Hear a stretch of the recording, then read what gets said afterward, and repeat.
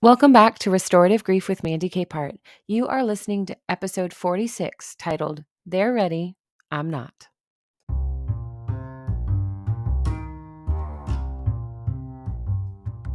Grief affects every person differently. We know this intellectually, but subconsciously, I think we hold ourselves to what we think is a more normative standard. If one person looks like they've healed, I should too, right? We should on ourselves and allow tormenting thoughts to persecute us for wanting more time to mourn. So, this week, we are having a very frank discussion about what could be considered normative, as well as framing out some methods to support your own healing when someone else wants to push you faster down the path. But before I go on, I just wanted to give a quick thank you and shout out to my first patrons and premium subscribers. So hello and all my love to Pam, Jeremiah, Larry, Beth, Debbie, Micah, and Jared. Your contributions are incredible and so generous, and I'm so grateful and sometimes still a little surprised. So thank you. Let's get into it. The first thing we want to do is dismantle the idea that a normal grieving process exists. As much as we can say, any and all of it can be normal depending on your immediate family, your socioeconomic status, your community, ethnicity, belief system. As it turns out, we are a people beholden to the variables, which is great news for the grief process and also terrible news. We're all completely individual. Our stories and experiences are as unique as our DNA, and we are going to be able to form our own experiences and understandings of loss. But that also means we don't have much of a roadmap to follow. However, there are common threads through loss that we've learned over decades of study. Each principle is going to fit like an oversized sweatshirt. In some areas, it'll make sense. It will serve the purpose of warmth, even if it's too roomy or maybe longer down to our knees than we want. The size is more than we've bargained for, but it's still the same idea.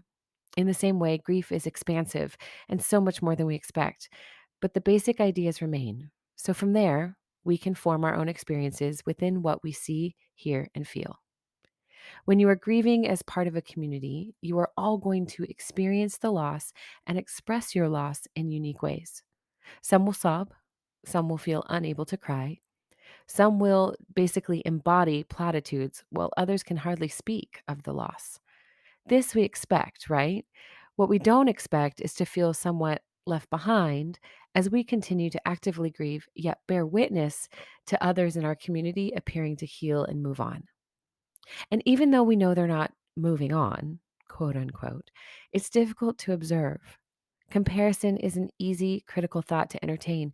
And when you don't necessarily have a path forward of your own, observing another person's apparent success at grief can cut to the quick.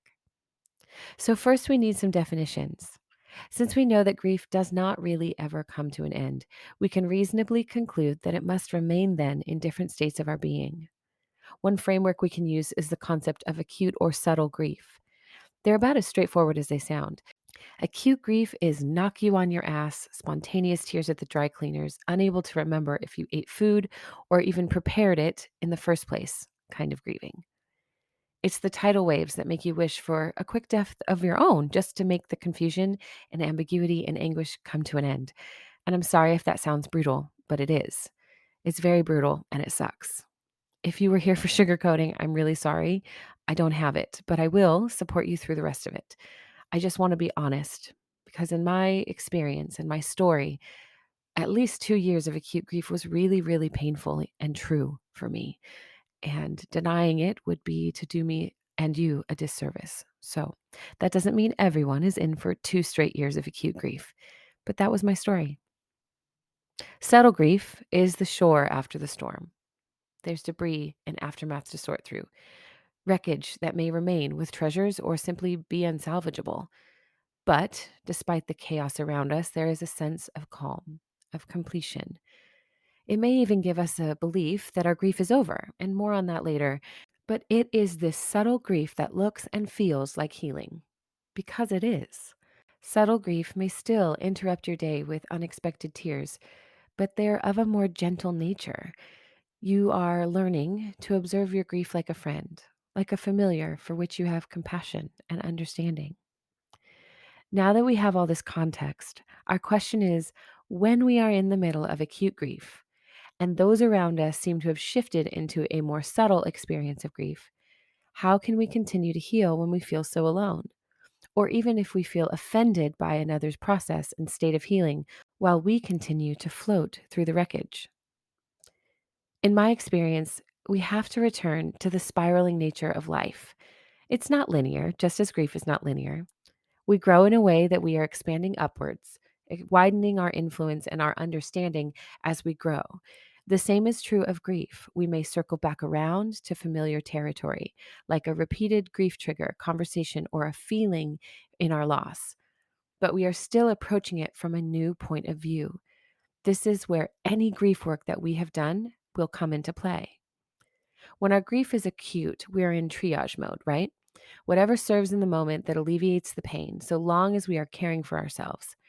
As time passes, we tend to gain a little perspective and move away from our coping mechanisms and toward harm reduction.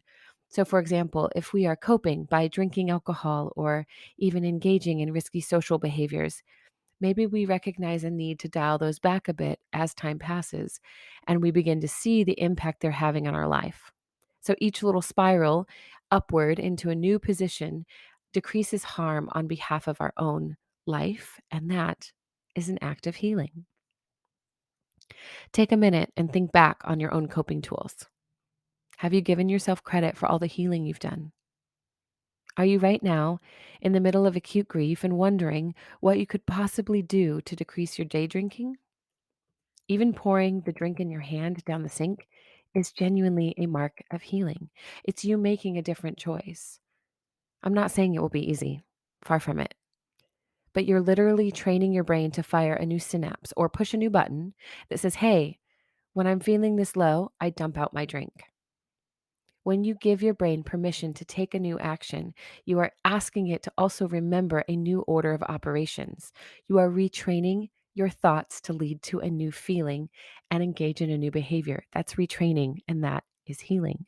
So, no matter how small those moments feel, the celebration of every baby step is reinforcing your new and less harmful behaviors. That's incredible. You have to make time to celebrate. The more you allow yourself to retrain your thoughts, emotions, physical feelings, and spiritual connections to self, others, the world, and to God, the more you will experience the steady pace of subtle grief. I found that in my own life, I was elbow deep in subtle grief before I even recognized it. But when I noticed the change, I took time to reflect on how long I'd felt that way, and it genuinely felt like a miracle.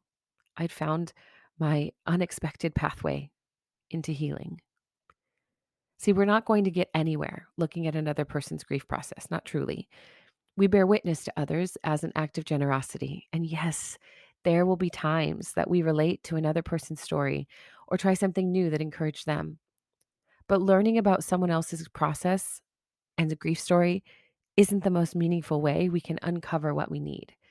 We do that by paying attention to and telling our own stories. When we are safe enough in community to fall apart, we are spiraling upwards by speaking up about what we've experienced and expressing honestly what we need. That new positioning allows for new insight and new actions that lead to our healing pathways. Sometimes people in the subtle grief space in your life may feel like you're not, quote, putting in the work. Maybe they disapprove of your coping mechanisms, but rather than offering questions about harm reduction, they offer judgment about your choices. They use shame or comparison to motivate you into healing. Others will use their experience of purpose, speaking of your potential as if you are unaware that you have any.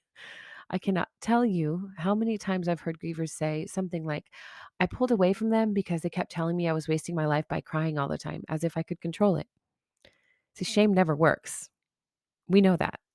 Comparison fails every time. That one's harder to remember. Even promising a revelation of purpose is painful because it relegates our grief to simply a stepping stone into a new thing, as if that grief event was the catalyst for our life to finally have some meaning.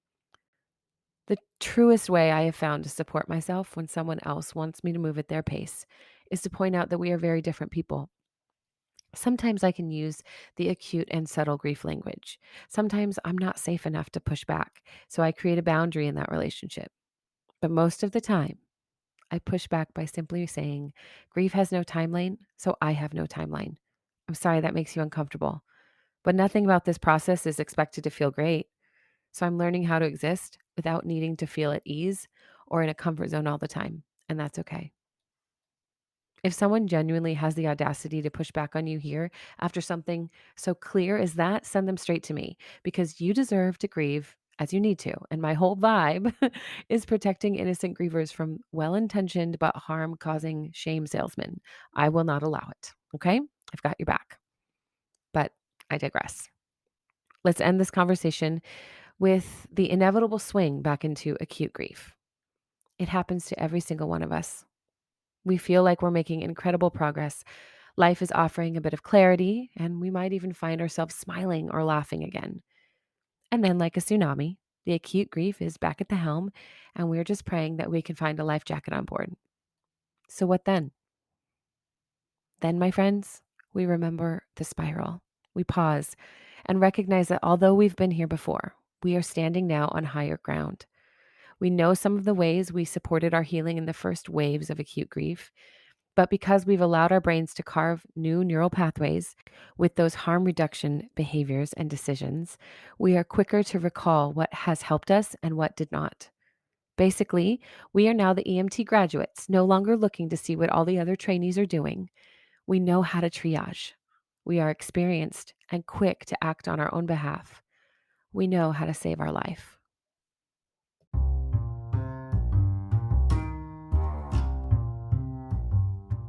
Thank you for listening to episode 46 of Restorative Grief. This one hits so hard for me every time because acute grief is no joke. We make jokes because we often let our dark sense of humor as grievers drive the bus so we can find something to feel lighthearted about. I actually love so-called dark comedies, so if you have a favorite, send me an email. I definitely lean into them when I'm stressed and grieving, and it's way less harmful than other coping mechanisms I have participated in the past. But no matter where you sit right now, remember your grief story is yours to experience.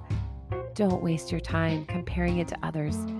Don't let their decisions or actions become the measuring stick for your healing. And certainly check your own judgments too. It's okay to realize that you're offended by someone's healing process. It is not okay to allow that offense to linger and cause even more secondary losses as you grow distant from the people you love. If an honest conversation is needed, then go for it. No one will be ready to move forward in loss or even begin integration of their loss at the same time. Believing otherwise only leads us to more walls and broken connections. If this is your first time listening, thank you 3,000 for being here. My name is Mandy. If you didn't know, I'm a trauma-informed grief coach in the Pacific Northwest, and I wanted to start the show to increase grief literacy in our lives. We can't heal if no one around us knows what healing looks like, and honestly, once we find it for ourselves, we can't help but live in a way that shows other people that it's possible for them to find healing too. Please take a few moments to open your podcast listening apps and review our show because I love it and I want you and others to love it too. Don't forget to subscribe as well for a new episode each week. And speaking of which, this is actually my 1-year anniversary from when I launched the show. I think it was actually last week, but I was busy and took a few weeks off. So there are no 52 episodes, as you might expect, but still, it's incredible. And I'm really proud of us for sticking with it. Your faithfulness as an audience keeps me going. And if you're really invested, you can now literally invest, just like the patrons I mentioned earlier. You can do it as an anniversary gift for the show. That's perfect. It's one I would never return. Okay, I'm sorry. I'm talking about becoming a premium subscriber for the show for the low, low price of $4.99 a month. I've just launched the option to subscribe, and there are already 7 bonus episodes, including an exclusive interview with my friend Josh Scott. I'm telling you, if your grief story involves a difficulty or struggles with your faith in any way, you do not want to miss that episode. It is fire, and it's live now. We also have 2 interviews coming up in the next couple of months with my friends Derek Myers and Micah Morgan, both brilliant, incredible souls. She is a pastor and licensed professional counselor talking about community loss. Derek Myers is one half of Your Favorite Heretics on Instagram, a very popular deconstruction account. And we are talking about the loss of certainty and spiritual fluidity. So both of them are absolutely worth the subscription alone, but you get all of them for one rate. Are you kidding? Okay, so that's the pitch. The link to become a premium member of the podcast is in the show notes, as well as the link to check out Patreon for more fun bonuses and opportunities to partner with Restorative Grief. Long outro today, so thank you for sticking with me. I love your guts, and I'm so grateful you're here. And one last thing before you go. Please remember, the only solution for grief is to do the work of grieving. Thank you for listening. I'll see you next week.